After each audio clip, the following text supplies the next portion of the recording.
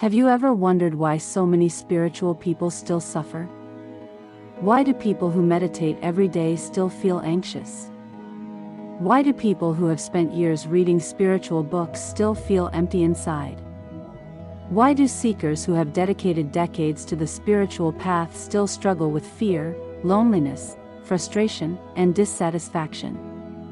If spirituality promises freedom, why does suffering remain? This is one of the most important questions a human being can ask.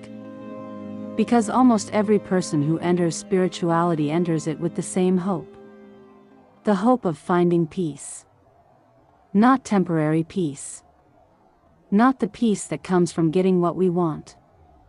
Not the peace that depends on circumstances. But a peace that remains untouched by life. A peace that remains whether we succeed or fail.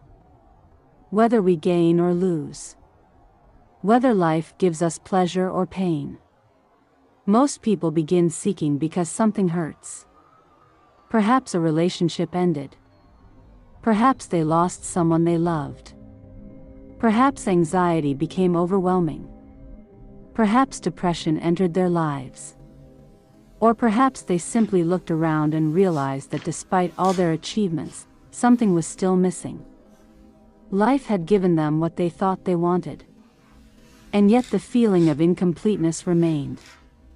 So they began searching.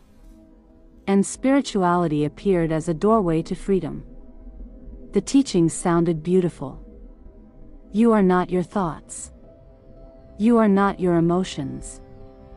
You are not your body. You are awareness itself. You are already whole.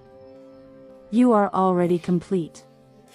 These words touched something deep within. For the first time, life seemed to contain a possibility greater than success, wealth, relationships, or status. The possibility of true freedom. And so the journey began. Books were purchased. Videos were watched. Meditation techniques were learned. Retreats were attended. Hours became months. Months became years. Years became decades. Yet many seekers eventually arrive at a surprising realization. They are still suffering. Perhaps the suffering has become more refined. More subtle. Less obvious. But it remains. Why? Because spirituality contains a hidden trap. A trap so subtle that most seekers